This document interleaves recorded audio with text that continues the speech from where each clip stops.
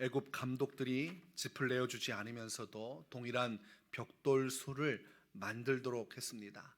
그러니 이것이 얼마나 한계에 부딪혔겠습니까? 이스라엘 자손 중에 기록원으로 일하는 자들이 한계에 부딪혀서 이 답답함을 호소하기 위해서 오늘 본문 말씀은 바로에게 찾아간 내용을 기록하고 있습니다. 아무리 노력을 해도 되지 않는 목표들이 있습니다. 그것은 불가능의 목표입니다. 시간과 환경의 제약을 받기 때문에 사람이 아무리 노력해도 할 수 있는 한계치라는 것이 있습니다. 사람은 그것을 계산해서 그 안에서 효과적으로 최고의 결과를 내기 위해 노력을 하는 것입니다. 아무리 기록원들이 생각을 해도 불가능한 겁니다. 짚을 주지 않으면서 짚을 주었을 때와 똑같은 결과를 가져오라는 것은 불가능하다. 그리고 이것을 계속 지속한다고 하면 결과적으로 모든 이스라엘 백성들이 큰 환난 속에서 오히려 노동의 결과가 줄어들 수밖에 없게 되는 것입니다. 단기적으로는 뭔가 하는 것 같아도 나중에는 죽어나가는 사람들이 속출하게 될 것입니다. 그래서 이 문제를 해결하기 위해서 이스라엘 기록원들이 마음을 모아서 바로 왕에게 찾아갑니다. 그리고 마치 신문고를 두드리는 것처럼 호소를 합니다. 애굽 감독들이 짚을 주지도 않으면서 동일한 벽돌수를 요청합니다. 왕이여, 이 잘못된 것들을 바로잡아 주십시오. 그러나 이때까지 이 기록원들은 상황 파악을 못한 것입니다. 이 모든 명령은 바로에게 의한 것인데 마치 애굽 감독들이 자기들을 독단적으로 학대한다고 생각을 한 것으로 보입니다. 그때 바로가 그들에게 대답하기를 게으르다 게으르다, 너희가 이르기를 우리가 가서 여호와께 제사를 드리자 하는도다. 이 이야기를 들으니까 큰일 났구나. 지금 왕이 이 배후에 있고 그리고 이 문제는 모세와 아론이라는 사람 때문에 일어난 것이구나.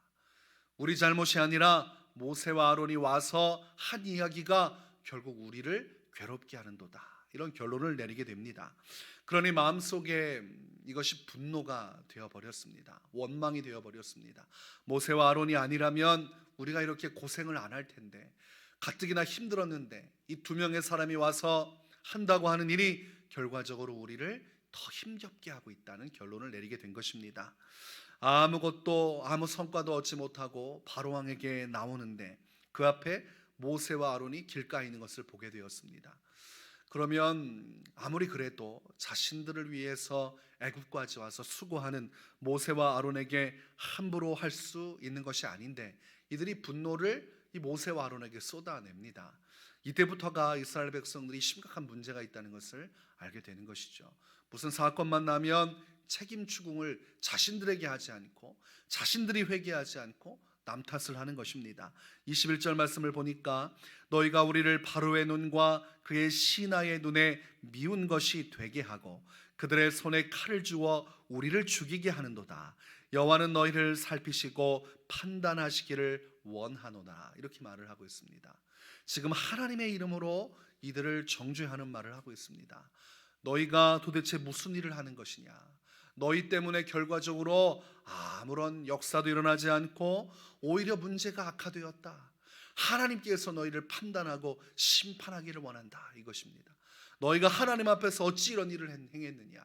너희가 하나님의 사람들이라면 결과가 있어야 되는데 너희가 오고 나서 오히려 일이 더 복잡해졌으니 우리가 너희를 어떻게 신뢰하겠느냐? 하나님께서 너희를 판단하셔서 너희의 죄를 심판하기를 원한다. 이렇게 분풀이를 하고 있는 것입니다. 우리가 이 문제를 객관적으로 보면 이들을 괴롭히는 게 누굽니까? 바로왕입니다. 애굽 감독들입니다. 자신을 짓누르고 노예 삼아서 고통스럽게 하는 자들, 자신의 적은 바로와 그의 부하들입니다. 그 이스라엘 백성이 아닌 애굽 백성이에요. 그러나 이스라엘 백성으로서 민족성을 가지고 하나님의 명령을 따라 자신들을 구원하기 위해 온 사람을 적으로 삼고 있어요. 지금 누가 아군인지 적군인지도 모르고 누구에게 분노를 표출해야 되는지도 모르는, 한마디로 이들은 비굴한 사람이요 또 영적으로 눈이 가려진 사람들임을 알 수 있습니다. 강한 자에게는 약하고 약한 자에게는 강한 자들입니다. 전형적인 약자의 모습을 보이고 있어요. 노예 정신이 그들 깊숙이 새겨져 있음을 보게 됩니다. 자유인이었고 하나님의 백성으로서 믿음의 족속이었건만 이제 애굽에 속해서 노예 생활하다 보니까 아니, 노예 정신이 들어가 버린 겁니다. 그러니까 자기들의 주인이라고 생각하는 바로는 자기 편이라고 생각하고 자기를 자유케 하기 위해서 온 모세와 아론을 적으로 삼고 있는 노예 생각이 꽉 하고 자리 잡고 있습니다. 그리고 하나님 안에서 분별을 해야 되는데 지금 하나님의 이름으로 모세와 아론을 대적하고 있습니다. 지금 무엇이 옳고 그른지 영적으로 전혀 모르는 것입니다. 아니, 하나님이 보낸 사람이 모세와 아론인데 지금 하나님의 일을 하고 있는데 하나님의 이름으로 그들을 대적하고 있다는 게 이게 말이 됩니까? 그러니 얼마나 이들이 어리석은 백성인지를 우리가 이 말씀을 통해서 보게 되는 것입니다. 모세와 아론이 조금 더 이 문제에 있어서 담대함을 가졌어야 되는데 이 말을 듣고 보니까 자괴감에 빠지는 거예요. 실제적으로 이스라엘 백성들이 하고 있는 태도, 그리고 바로 왕이 취하고 있는 태도를 보면서 자신들이 이 땅 가운데 오면 뭔가 큰 역사가 일어날 줄 알았는데 아니, 문제가 더 꼬여만 가는 것입니다. 아니, 점점 더 상황이 조금이라도 진척이 되면 조금씩이라도, 근데 이거 상황이 점점 더 악화가 되니까 이상하다 생각이 드는 것입니다. 그래서 22절에 이런 기도를 드립니다. 주여, 어찌하여 이 백성이 학대를 당하게 하셨나이까? 어찌하여 나를 보내셨나이까? 지금 사명이 흔들리고 있는 겁니다. 아니, 이럴 거면 굳이 나를 왜 보내셨을까? 이럴 거면 왜 보내셨을까? 제가 사역을 하다가 항상 힘든 순간들이 있을 때가 결과가 나오지 않을 때입니다.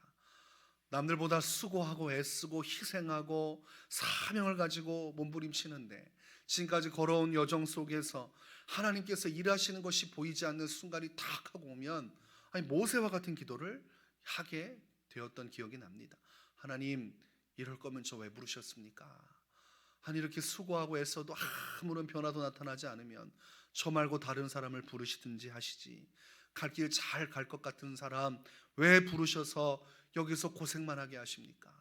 이 고생이 의미가 있게 하시려면 열매가 있어야 되지 않습니까? 그래야 눈물로 하나님 앞에 더 헌신하지 않겠습니까? 왜 아무런 역사도 하지 않고 오히려 상황이 악화가 됩니까? 하나님의 일을 할 때마다 더 큰 역사가 나야 되는데 이게 자꾸 문제가 되는 거예요. 그러나 결과적으로 하나님께서 일하시는 것을 보게 되는 것이죠. 하나님의 일하심을 경험하게 되는 것입니다.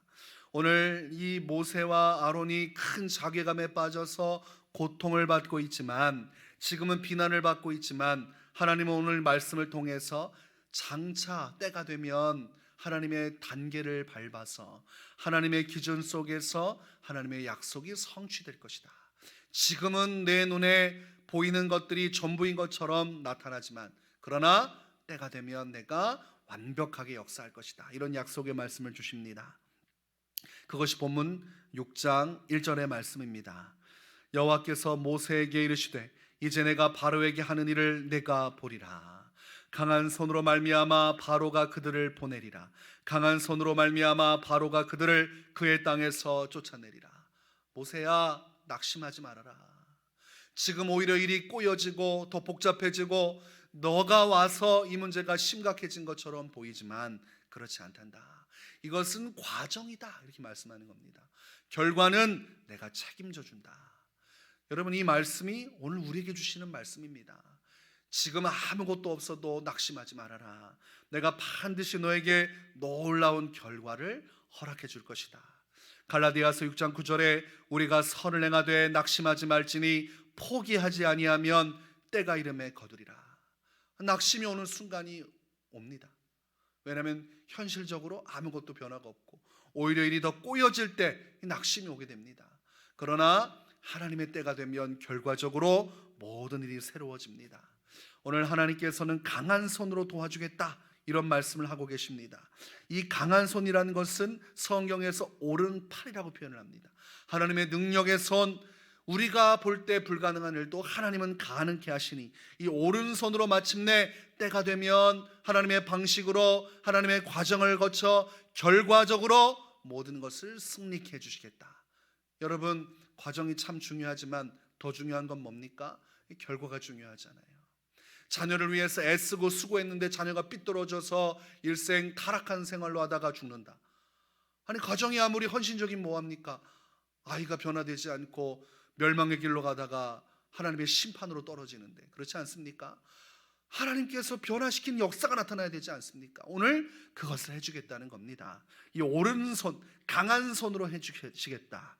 이사야 62장 8절에 여호와께서 그 오른손 그 능력의 팔로 맹세하시되 내가 다시는 내 곡식을 내 원수들에게 양식으로 주지 아니하겠고 내가 수고하여 얻은 포도주를 이방인이 마시지 못하게 할 것인즉. 여기서 말씀하시는 것이 오른손 그 능력의 팔로 행하기를 맹세하셨다. 우리가 하나님 안에서 이 약속을 믿으면 지금 눈물이 나고 괴로운 상황이고 억울한 상황이고 속상한 상황이고 이해되지 않는 상황이어도 우리는 낙심하지 않고 끝까지 그 때를 기다릴 수가 있는 것입니다. 그때는 하나님이 정하시겠지만 바로 뒤에 이어서 이어질지 더 과정을 거쳐서 이어질지 모르겠지만 결과적으로 승리하게 되리라. 시편 126편 6절에 울며 씨를 뿌리러 나가는 자는 반드시 기쁨으로 그 곡식단을 가지고 돌아오리로다. 여러분, 곡식단을 가지고 오는 것을 바라봐야 됩니다. 결과의 승리를 믿어야 됩니다. 지금은 이럴지라도 반드시 눈물 나고 고통스러운 상황을 변하여 기쁨과 춤이 되게 하실 것이다.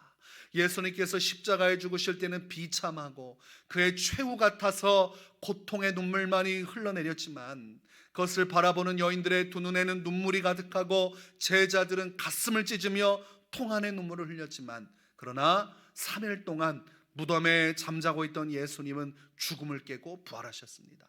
부활의 승리가 있었습니다. 억울하고 슬프고 답답하고 괴로워도 마침내 때가 되면 주님이 역사하시리라. 이 믿음의 확신을 가지고 낙심하지 말고 끝까지 포기하지 않고 주신 사명을 향해서 믿음을 따라 살아가시기를 주의 이름으로 축원합니다.